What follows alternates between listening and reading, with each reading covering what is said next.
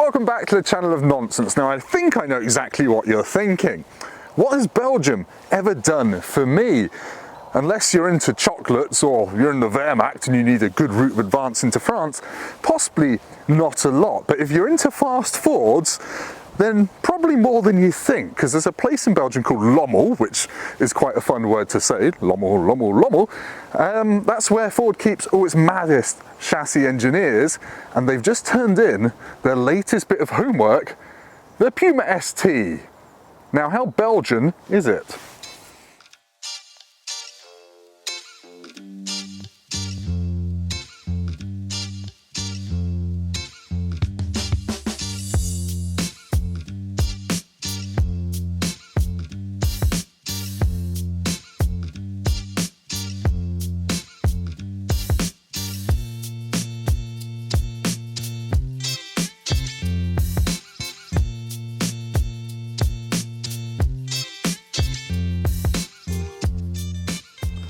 Yes, this is the new Ford Puma ST, and I'm not going to get into the whole Puma name thing because I got into that when I did the video on the normal one back on Tim Rodey Rides Motorbikes, my other channel, which is now a motorbike channel, at the start of 2020. Basically, if I had my car journalist voice on, the Puma is a B-segment SUV, which basically means it's an SUV that is the size of a Fiesta, and rather cunningly, the Puma ST is almost exactly the same as a Fiesta ST in many ways.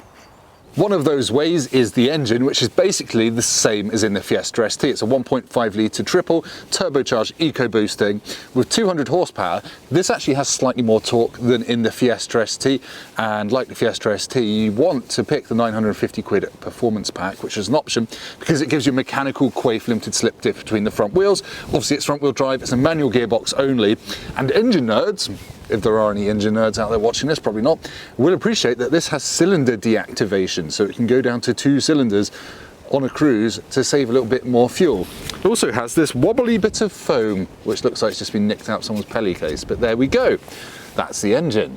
The Puma ST is going to set you back about £28,500, which is about 3.5 grand more than a top spec Fiesta ST3. This car here is about 31 grand. It's got a few technology bits on it, and this paint, which is 500 quid. It's called Mean Green. I think it's probably the brightest paint colour I've seen in the past 2 years, and I love it, to be honest. Now, if you're sort of deviant that doesn't like silver wheels on a car, perhaps you were dropped on your head as a child, then you can turn these wheels a dark shade of grey black for free, which is good. If you've got the performance pack like this car does, then your wheels get wrapped in delicious Michelin Pilot Sport 4S rubber, and they're some of the best all-weather real-world performance tyres I've ever used. They're good in the dry and they're good in the wet. Now, if you've not been up close and personal with a Puma before, it's worth noting it's not actually that tall for an SUV. It's only a little bit higher than a Fiesta, to be honest, but it should be more spacious inside. Well, I know it's more spacious inside, I've driven it. I've been in it. Annoyingly for me, one of the Puma ST's most interesting things dynamically is something you can't see. Sorry about that. It's got the Fiesta ST's rear suspension, which is a simple torsion beam with banana-shaped springs at either side. And in the Fiesta ST at least, that made it go around pretty much every corner on 3 wheels, and it was the king of lift-off oversteer. I actually lived with a Fiesta ST for 3 or 4 months, and God knows how I just didn't get arrested. Every roundabout, every corner, it's a hooligan machine. Will it be the same in this? I don't know. Obviously this is a bit heavier and it's a bit bigger, dynamically different. Let's talk about the exhaust while I'm opening that. The exhaust is 1 decibel quieter than on the Fiesta ST, but it's still got a valvey flappy thing to make it louder in the sport modes. The boot is 456 litres and you get a massive 80 litre mega box. I love the mega box, which is a waterproof cubby hole, and it's not a piss take like in most cars that have under boot floor storage. It's actually huge and you can fit loads of stuff in there, and it doesn't matter if it's wet. It's pretty cool. It's one of my favourite features, and it's a practical family car because of that. Still does the Ford beepy thing. Da-da-da, da-da-da. Remix. Let's do the inside. For a small family SUV, there's quite a lot of room in the back seats. Although I've not got acres of knee room, I've got enough, and obviously that's my driving position, but this is squidgy, so that's fine. I've got headroom. I can lean back. The headrests go up and down enough so they don't dig in my back, and it's perfectly fine.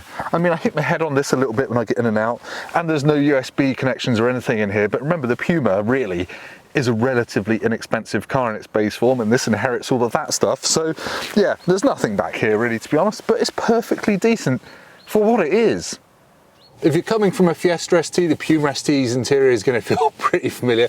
I just hit my head. Apart from you get a digital driver's display, which I don't think you get in the Fiesta, last time I drove one anyway. Ford Sync infotainment system's pretty good. Apple CarPlay, you need a wire to plug it in. But the big deal is the Recaro seats. They are brilliant. They've got adjustable headrests. They're comfortable, yet supportive. It's pretty cool, to be honest. And manual handbrake, manual gear shift. And the manual handbrake is nice and tight.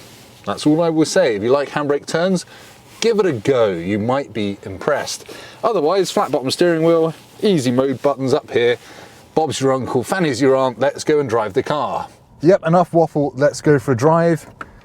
Power button there. 6-speed manual, stick it in reverse. I've got a reversing camera. Fantastic. Let's go. Right, the first thing I noticed when I first drove the Puma ST with my family on board down a fairly bumpy road, a bit like this one, is that on broken stuff at slow speeds, it's a bit firm. It's a bit firm. But if you're coming from a Fiesta ST, it's there or thereabouts the same. You just sense the suspension's having to work a bit harder for a little extra weight that this Puma carries over a Fiesta. But otherwise, it's fine. So I've taken my coat off because I realised it was rustling like an absolute bastard. So you have to put up with my moobs, I'm afraid, which are a little jiggly on this surface. It's actually been about 5 months since I last drove a manual gearbox. It's really weird. Just no modern cars come with them, certainly in press spec. Okie dokie, let's go. Short shift because I'm a granny. Right, up to 50. Yeah. That 3-cylinder engine has a distinctive thrum. I quite like it. I know some people think it sounds a bit coarse.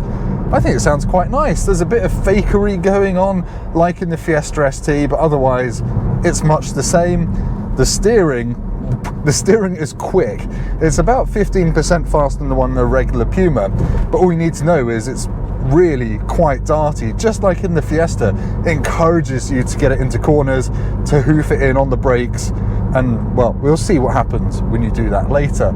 But yeah, it is very direct, it's very nice, it's slightly rubbery feeling, but it goes where you want it to, which, to be honest, for all the wanky motoring journalist stuff that I've been saying, is what you need it to do.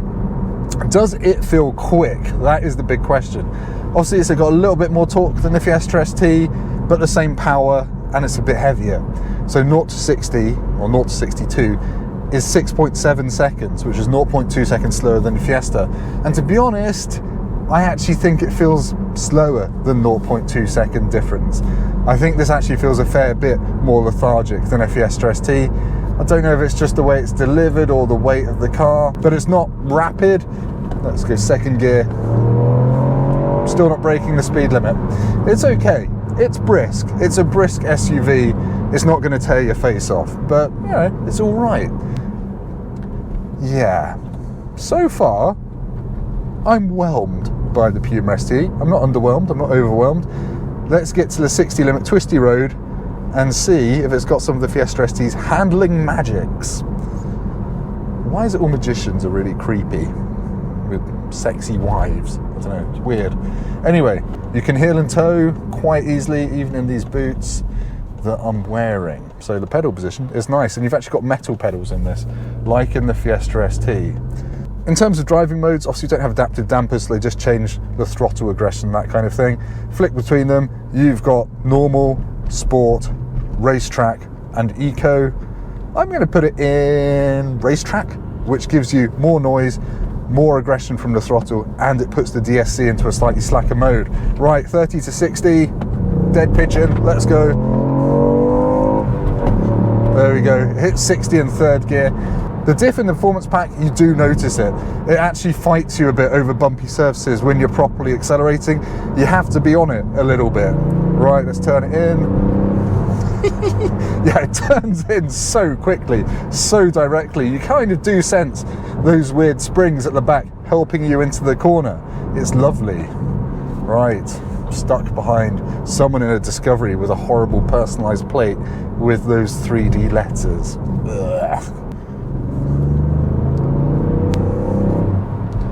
As you pick up the speed, the damping kind of sorts itself out and it gets a bit less jiggly, and it actually makes you feel quite tied into the road, which is quite nice. Body control's really impressive for an SUV. It doesn't really roll that much. I wish I wasn't stuck behind people. Right, let's go into this corner like a yobbo.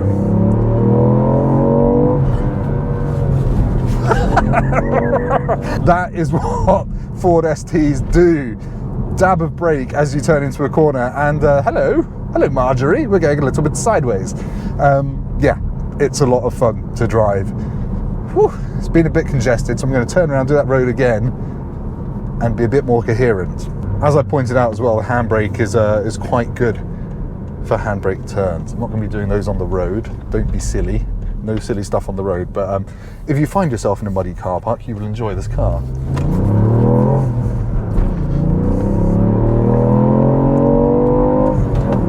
I did get a little crack of the exhaust earlier when I flat shifted really close to the rev limiter, but otherwise it's fairly muted, to be honest.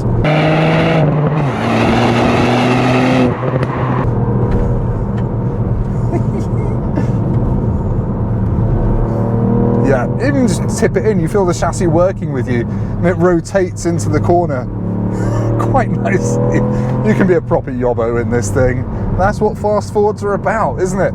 Having some fun and still doing the day-to-day practical stuff. Oh, I really like this. I really like this. It isn't as sharp as a Fiesta ST, and it doesn't go up onto 3 wheels like a Fiesta ST does, so if that's important, get the Fiesta. But I don't think that's really a consideration for most normal people, nor's the whole oversteer thing, but it's nice that it does it. Before I end, actually, I just want to jump back in with a few more negatives that I'd forgotten about. The brakes, they're decent, they're good enough, but the top of the brake pedal travel can sometimes just be really soft. And I don't know why. It's a bit odd. The windscreen wipers, the auto sensing takes ages to kick in, and the wireless charging down there for my phone, it's fine until you go over a bump. And I've got an iPhone 12 with one of the Apple cases with that ring of magnets in the back, the MagSafe system. And I found this on the Mach-E as well. It doesn't like that magnet in the case, and it will pop up on here saying there's an object between your phone and the charger, which I guess there is, but I've not had a problem with that in any other make of car, just these 2 Fords, which is a bit annoying because you jiggle about a lot in this, and every 5 seconds it'll pop up a little warning saying, move your phone, it's not charging. So that's a bit annoying. That's kind of it really though. Otherwise it's more fun in the wet than the dry. It takes a bit of effort to slide it about in the dry. The Fiesta ST will do it whatever the weather. Right. There we go. Got onto 3 wheels, but it took some doing. The Fiesta would just do that all day long without even having to drive like a knob. Anyway, back to you, Tim, for a slightly more consumer-focused outro than that. There we go. Phone misaligned or object between phone and charger detected. It's annoying. So let's wrap this up. What do we think of the Puma ST? Well, put it this way, it's not often I drive a small family SUV and spray the sides with mud from doing handbrake turns in muddy car parks. Is it as fun as the Fiesta ST? No.